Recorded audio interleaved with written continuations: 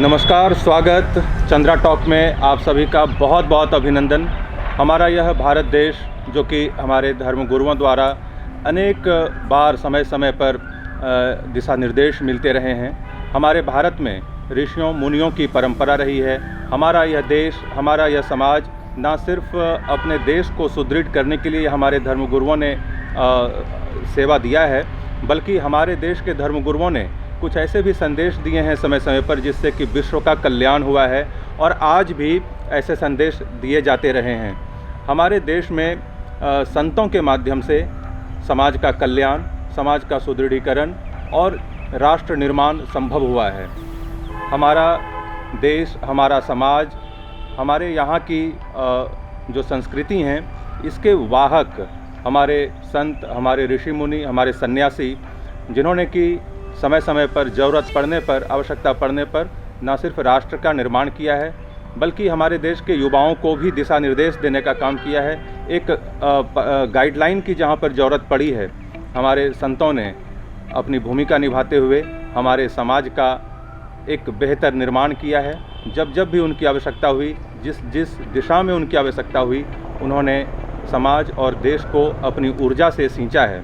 बाबा बैद्यनाथ धाम में स्थित सेवा आश्रम एक ऐसे ही सेवा कार्य और एक ऐसे ही हमारे संत की ऊर्जा का प्रमाण है।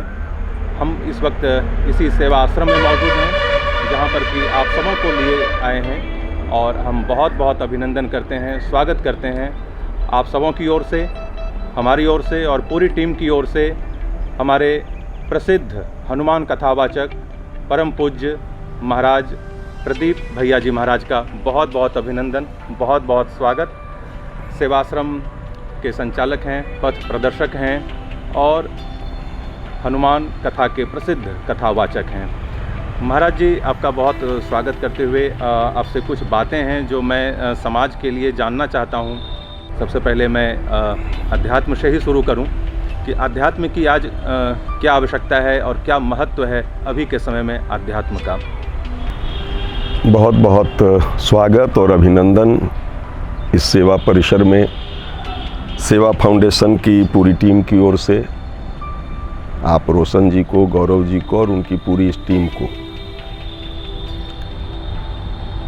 पहली बात जो मैं आपके माध्यम से कहना चाहता हूं वो ये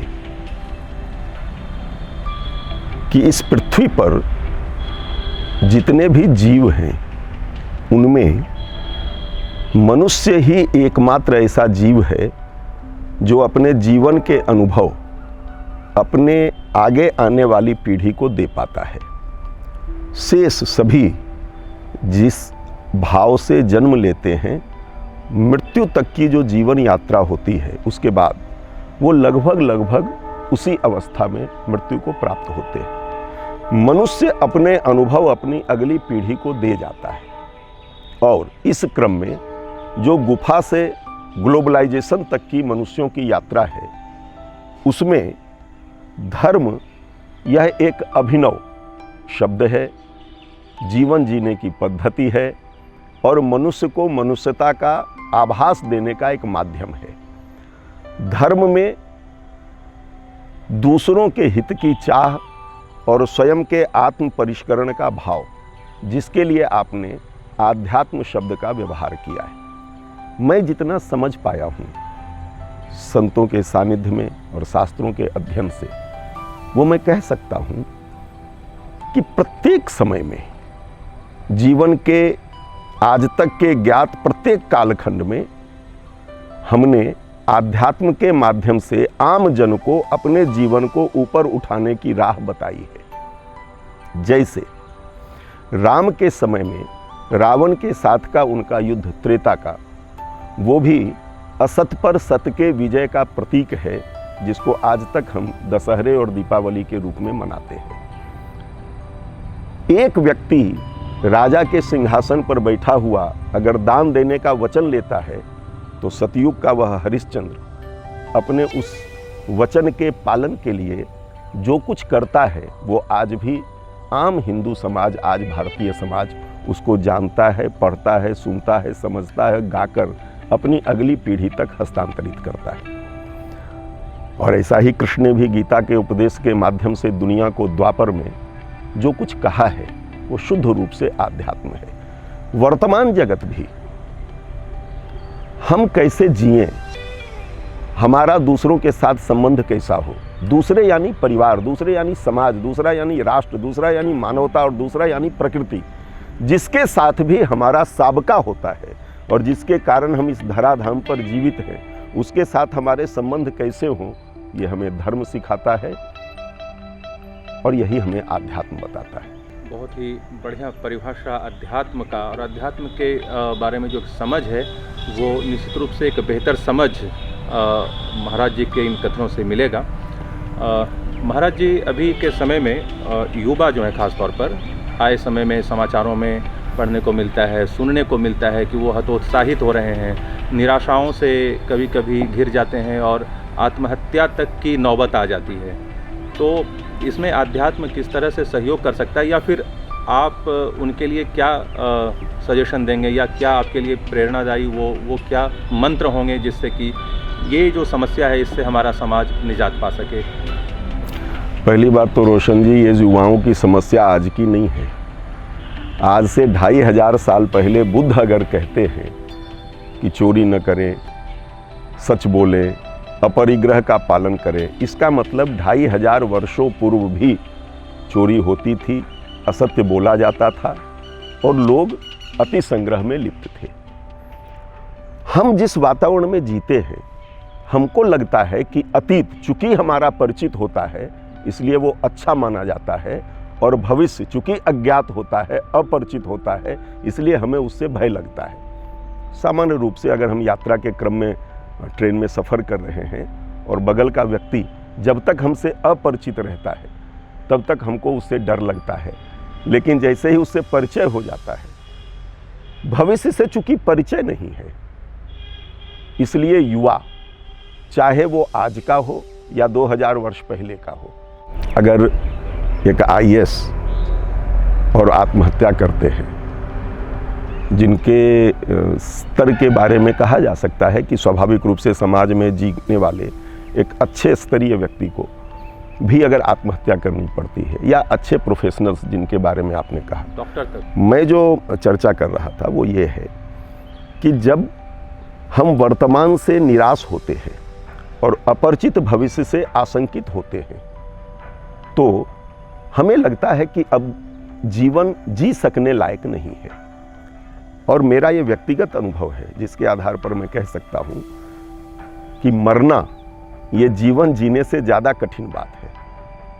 अगर मरना आसान होता तो प्रत्येक व्यक्ति अपने जीवन में एक बार जीते जी मर जाता, लेकिन मरना ज़्यादा कठिन है जीने से। और इसलिए अगर हम आत्महत्या करती हुई बहुत नई पीढ़ी को देखते हैं, युवाओं को देखते हैं, तो वह केवल डिप्रेशन का कारण नहीं है। पहला तो अगर माँ बाप, अभिभावक और शिक्षक अपनी अतृप्त आकांक्षाओं की पूर्ति अपनी आगे आने वाली पीढ़ी से, अपनी संतान से करने की अतिरिक्त अपेक्षा का बोझ उस पर डालेंगे, तो उस अपेक्षाओं के बोझ तले दबा हुआ वो बालक या वो बालिका निश्चित रूप से वह वैसा कदम उठाएगा जो उसको नहीं उठाना चाहिए। 4 साल के बच्चे, 3 साल के बच्चे, उनको हम रियलिटी शो में भेज रहे हैं, तालियां मिलती हैं, प्रसिद्धि मिलती है, ग्लैमर मिलता है, और एकाएक जब यह प्रतिष्ठा का गुब्बारा हल्के से और उसके शो से बाहर चले जाने से फूट जाता है, तो बच्चा डिप्रेशन में जाता है। दुनिया की कोई भी शिक्षा पद्धति वर्ग में पढ़ने वाले 100 में से 100 बच्चों को समान अंक नहीं दे सकती है।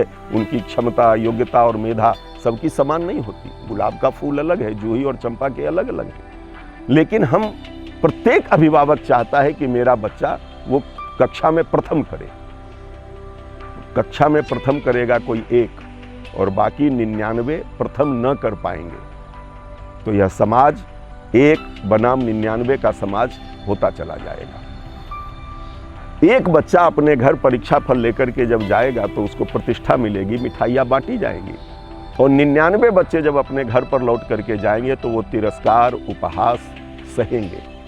निश्चित रूप से उसके अंतस चेतना में कहीं ना कहीं यह बात बैठी रहेगी कि मैं समाज में जीने लायक नहीं हूँ, मुझे ये करना चाहिए था, मैं नहीं कर पाया। और दूसरी बात जो आपने कही है वो ये है कि मैं जब स्वयं से ही अपने बारे में कुछ आकलन कर लेता हूँ कि मुझे ये हो जाना चाहिए, मुझे ये बन जाना चाहिए, मुझे ये चीज़ प्राप्त कर लेनी चाहिए, और जब वो प्राप्त नहीं होती है, जब वो स्थान हमें नहीं मिलता है, जब वो नौकरी हमें नहीं मिल पाती है, तो स्वाभाविक रूप से मन में हताशा, कुंठा, निराशा, अवसाद ये जन्म लेते हैं, और जिसकी परिणति आत्महत्या में होती है। यही आध्यात्म की आवश्यकता होती।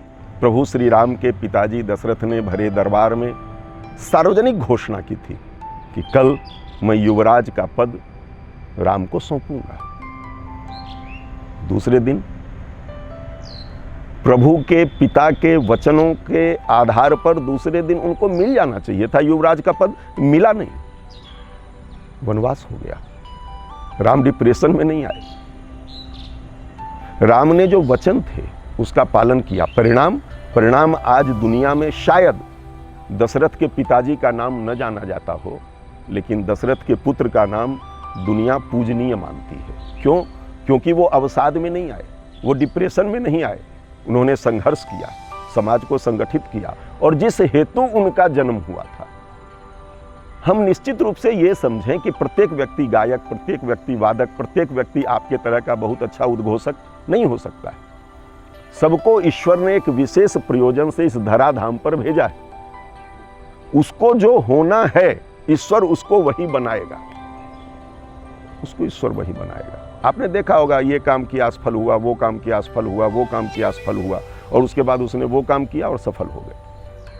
अमेरिका के राष्ट्रपति लगातार हारते हारते अमेरिका के राष्ट्रपति बन जाते हैं, और भारत में पेट्रोल पंप पर तेल भरने वाला व्यक्ति दुनिया के अमीर व्यक्तियों की श्रेणी में आ जाते हैं। ऐसे सैकड़ों उदाहरण। उल्टा राम बोल सकने वाला व्यक्ति भारत में और दुनिया में पूजनीय हो जाते हैं और वाल्मीकि के रूप में माने जाते हैं। इसलिए कभी भी हम डिप्रेशन में नहीं आए, आध्यात्म का सहारा पकड़े।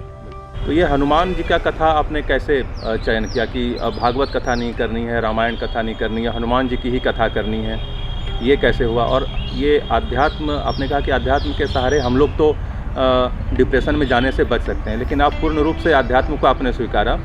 ये आपकी क्या सोच रही थी, या उस वक्त मतलब क्या ये सिचुएशन रहा था कि आप अध्यात्म की दुनिया में आए? यही पशु प्रवृत्ति है कि आप ही सदा चरे, यही पशु प्रवृत्ति है कि आप ही सदा चरे, मनुष्य है वही कि जो मनुष्य के लिए मरे। मैं, मेरा और मेरे लिए से आगे बढ़कर तेरा तुझको अर्पण क्या लागे मेरा का भाव लेकर जब कोई जीता है उसी का जीवन सार्थक है। भारत में किसी भी परिवार में भारत के सबसे ज़्यादा पैसे वाले व्यक्ति की तस्वीर मैंने घरों में टंगी हुई नहीं देखी है। हाँ, समाज के लिए स्वयं का सर्वस्व अर्पित कर देने वाले व्यक्तियों की तस्वीरें घरों में आदर्श के रूप में देखी, जानी और पूजी जाती। हम दूसरों के लिए जिए, और इसका सबसे बड़ा उदाहरण जो मुझे समाज में, भारतीय वाङ्मय में प्राप्त होता है वो है श्री हनुमंत लाल जी का। श्री हनुमंत लाल जी का अपना कुछ नहीं है। उनके पूरे जीवन को हम देखें तो उन्होंने जो कुछ किया वो दूसरों के लिए किया। उन्होंने सुग्रीव के लिए किया, उन्होंने विभीषण के लिए किया, उन्होंने सीता जी के लिए किया, उन्होंने राम के लिए किया, उन्होंने भरत के लिए किया, उन्होंने लक्ष्मण के लिए किया। सबके लिए उन्होंने किया। हाँ, अपने लिए कुछ किया हो, ये अपनी एक हनुमत नगरी बना ली या कहीं पर अपना एक कुछ नहीं। जब जैसी परिस्थिति आई तब वैसा स्वरूप बनाया। जिनका सामर्थ्य समुद्र को लांघ जाने का है वो फिर मशक समान रूप कपि धरे। वो छोटा भी बनना जानते, वो कनक भूधराकार शरीरा होना जानते, वो कब नरम होना है, कब गरम होना है, कब रावण के दरबार में सामर्थ्यशाली होने के उपरांत भी बंध करके खड़ा होना है, और कब पूरी लंका को जला देने का भी कर्तव्य दिखलाना है। स्वाभाविक रूप से दूसरों के लिए जी सकने का, दूसरों के लिए कुछ करने का और अपना यह जो संस्थान है वह भी समाज के ही सहयोग से दूसरों के लिए कुछ न कुछ शिक्षा का, स्वास्थ्य का, स्वावलंबन का हम लोग काम करते हैं। और इसलिए स्वाभाविक रूप से श्री हनुमंत लाल जी आदर्श के स्वरूप में मेरे समक्ष आए और उनके जीवन को पढ़कर, समझकर जो कुछ समाज के सामने उनके माध्यम से रखने का प्रयास हुआ वो सुंदरकांड के माध्यम से, हनुमान जी के माध्यम से हम लोग करते हैं। आपने बताया महाराज जी कि यह जो आश्रम आपका है वो श्री हनुमान जी के आदर्शों पर चल रहा है। थोड़ा सा इस आश्रम के बारे में कुछ बताएं। सेवा फाउंडेशन एक संस्थान है, देवघर के कबिलासपुर में स्थित है।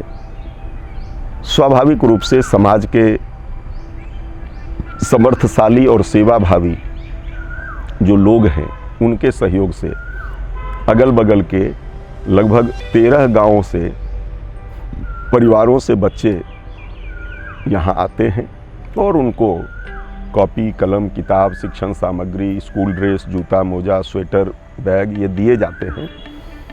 और यूकेजी, एलकेजी 1, 2, 3, 4, 5 ऐसी कुल 7 कक्षाएं एक समय में चलती हैं। बच्चे आनंद से पढ़ें, संस्कारित हों। प्रयास केवल ये रहता है कि इसके लिए हम लोग परिवारों में जाकर सर्वे करते हैं, तब उनका नामांकन लेते हैं और लगभग 60 से 65% बच्चियां रहती हैं, क्योंकि बिटिया पढ़ती है तो उसका मायके भी शिक्षित होता है और उसकी ससुराल भी शिक्षित होती है और आगे आने वाले समय में वो अपने बच्चों को कम से कम 5वें तक की शिक्षा, वो कुछ न कुछ अच्छे, उसके मन में एक ललक पैदा होती है कि हाँ मेरा बच्चा भी पढ़े। और निश्चित रूप से शिक्षा ही वह माध्यम है जिससे कि हम मनुष्य होने का भाव उनके अंदर पैदा कर सकते हैं, और इसलिए एक छोटा सा प्रयास यहाँ चलता है। बहुत बहुत धन्यवाद महाराज जी को, और बहुत बहुत धन्यवाद आप सभी को। आप निश्चित रूप से चंद्रा फिल्म और चंद्रा इवेंट की प्रस्तुति चंद्रा टॉक आप देखते रहें और इस तरह के संदेश आपको मिलते रहेंगे। बहुत बहुत धन्यवाद।